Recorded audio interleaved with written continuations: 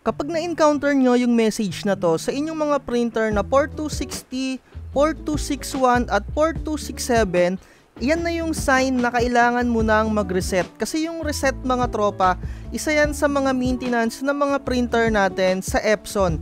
At lahat ng printer mga tropa nire-reset yan. Kasi ayan yung parang pinaka-defense mechanism ng printer natin para hindi umapaw yung pinaka-waste ink tank natin. At every time na magre-reset tayo, kailangan din natin linisin yung pinaka-waste ink tank. So simulan muna natin sa pagre-reset.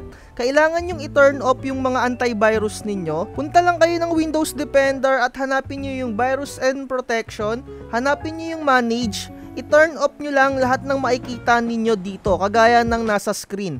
Once na na-turn off na ninyo yung antivirus, extract na ninyo yung resetter na i-avail nyo sa akin. Nasa description yung pinaka-link nyan.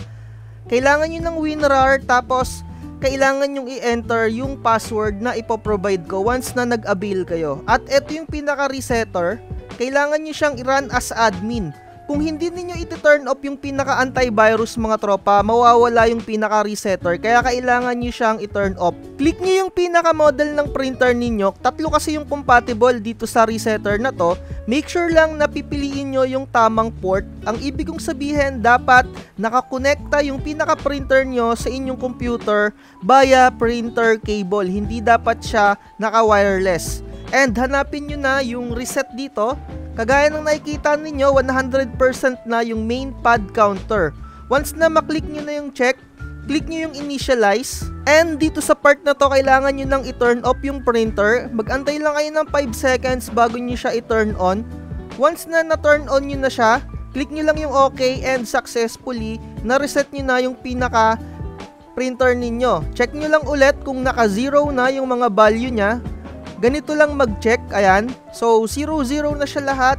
Kapag ganyan, pwede nyo nang i-turn on ulit yung pinaka-antivirus ninyo and i-exit na ninyo yung pinaka-resetter. Hindi lahat ay tunay sa mata. Pag may makikilang, panahon ang magtuturo. Makikitang puso'y dinaan sa promo. Huwag kang magpapauto, mag-isip sa pilian. Sa laro ng buhay, dama ang tampo.